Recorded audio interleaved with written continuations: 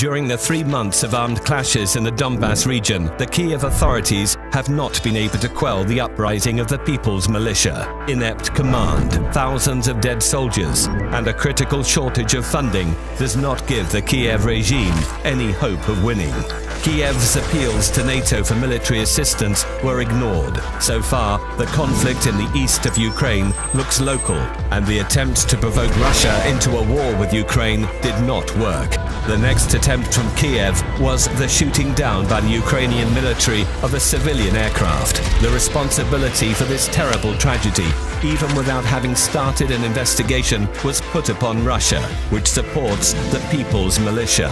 Such a crime was necessary for the Kiev regime to make this conflict international and to show the whole world that the People's Militia are the international terrorists. The exposure of this fabrication by the SBU fake militias negotiation, as well as the hard facts provided by the Russian General Staff, proved the involvement of the Ukrainian army in the plane crash. This provocative murder was carried out under the orders of Kiev and the American Special Services in order to draw NATO into a war with Russia. Why do Americans need this war?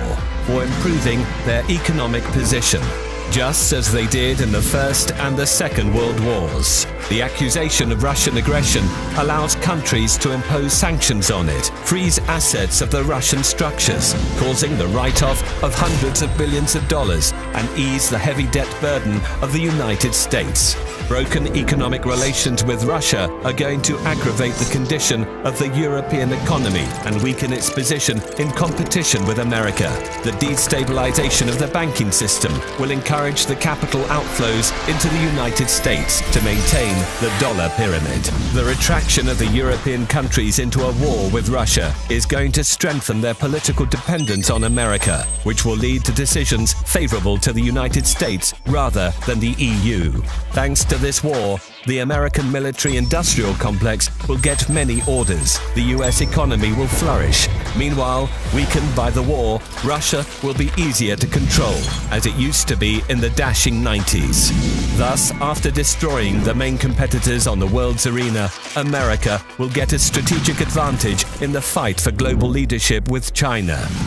In contrast to the EU and Russia's collapsed economy and piles of corpses, Americans will stay as winners. The war on foreign grounds is what has saved the economy of the United States more than once. It's safe to say that Ukraine will not stop the genocide of the Russian population, and their provocations will become even more horrifying.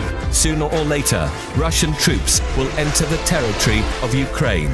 But to avoid millions of Russian, Ukrainian, and European victims, the EU leaders must turn away from their overseas owners and admit that Russia does not only protect its national interests, but seeks to prevent the outbreak of World War III.